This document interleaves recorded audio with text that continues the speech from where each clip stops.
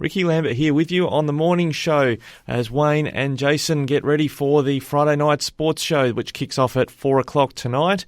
But right now we're going to talk about vaccines and an article by John McDonnell, our Canberra correspondent, which he's titled Vaccine Attitudes Border on the Ridiculous. You can read this full article at Flow News 24. But John seized on this debate that happened over the last 24 hours about people with a disability who are in care. So they're not in aged care, they're in disability care.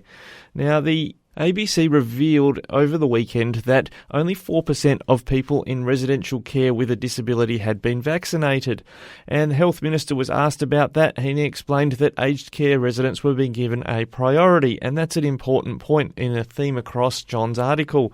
So this was taken up by the ABC and then run in a Royal Commission hearing into abuse of the disabled. They had a special hearing, and the Greens Western Australian Senator Jordan Steele-John said the failure to vaccinate the disabled was disgraceful.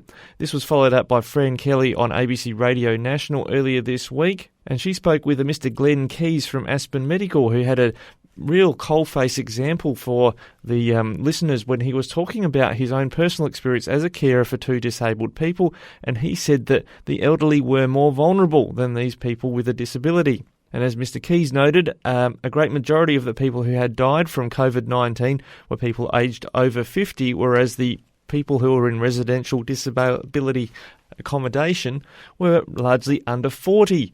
This didn't stop the ABC, John notes, from continuing to campaign with and denigrate the government about the people in disability care who had not been vaccinated at high rates.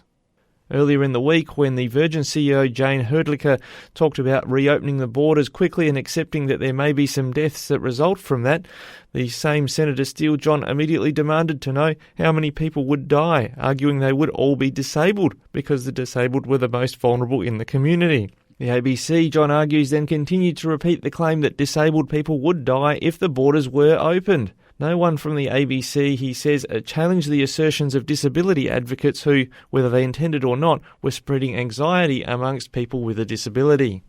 A couple of points on this. So first of all, the ABC have been caught out in recent times, as I've discussed with South Australian Liberal Senator Alex Antic. There was an incident not long ago where there was footage of some women twerking or dancing to, for some reason, as part of a commemoration to open or launch a Navy ship, and the footage was made to look like the members of the top brass of the Defence Force were there watching this display and looking quite awkward, looking quite uncomfortable having to watch this. Well, as it turned out, that footage was doctored, and they were never actually there at that point in the commemorations. And then there was also a recent incident regarding data about JobKeeper and misrepresenting, this is the ABC, what the data actually meant about JobKeeper. You would think with a $1 billion budget that they would be able to get these sorts of things right. At least to their credit, they've acknowledged when they've got these things wrong. But also, as Australia's national public broadcaster, it's incumbent on the ABC to make sure it does get the facts correct, but also in a very febrile environment, which that is the current pandemic, that they don't promote anxiety. There's a duty of care there to not stir anxiety and pressure people feel already, whether it comes to whether their loved ones in aged care or disability care are going to get a vaccine, whether someone themselves who's got a high risk category is going to get a vaccine or not if they want one, whether people who don't want a vaccine are going to be forced to have a vaccine or have a vaccine passport, which is something we'll talk about in the next hour, this concept of having a passport to be able to move around Australia, but also the anxiety of whether you're going to be able to see your loved ones, whether it's someone who is overseas that wants to come home and isn't allowed to at the moment because the borders are closed, or whether they are someone that you'd like to go and visit, as maybe the parents of that young person who's living overseas and you'd love to see them, maybe see your grandchildren you haven't been able to meet yet.